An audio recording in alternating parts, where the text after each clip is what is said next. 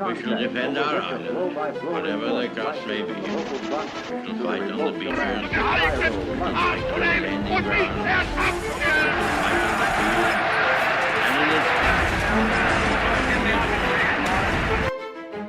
field. In 1941, Ho Chi Minh's return to Vietnam was a pivotal moment in the struggle for independence.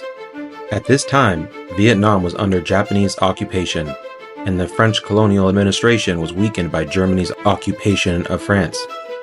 This created a critical power vacuum, an opportunity Ho Chi Minh was ready to seize.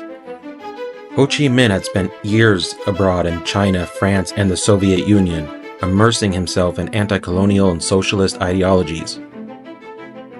His return wasn't just about coming home, it was a strategic move perfectly timed to exploit the geopolitical instability of World War II. Reflecting on this, it's striking how significant Ho Chi Minh's return must have been.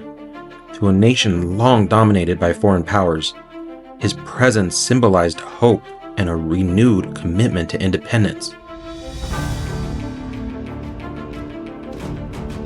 Upon arriving in Vietnam in 1941, Ho Chi Minh immediately connected with key figures in the Viet Minh, a coalition of nationalist and communist groups he had helped establish. This organization was crucial for mobilizing resistance against both French and Japanese forces. Why was this so vital? The Viet Minh, under Ho Chi Minh's leadership, represented a unified front against colonial rule. His return energized this coalition and provided a clear direction for their struggle. His strategy involved more than just traditional combat. He knew that to defeat better equipped colonial forces, he needed to leverage guerrilla warfare.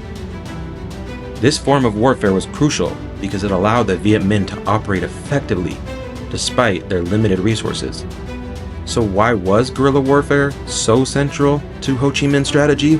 It was a method that uses small, mobile units to conduct hit-and-run attacks, sabotage, and ambushes. This approach allowed the Viet Minh to exploit their knowledge of the local terrain and evade direct confrontation with larger, more powerful forces. There was a genuine, basic misinterpretation of what the threat that communism held for the United States and the rest of the free world. That's one of the really astounding things about the war, that such intelligent men could have been so wrong. Another aspect of the brilliance of guerrilla warfare was it had psychological impacts.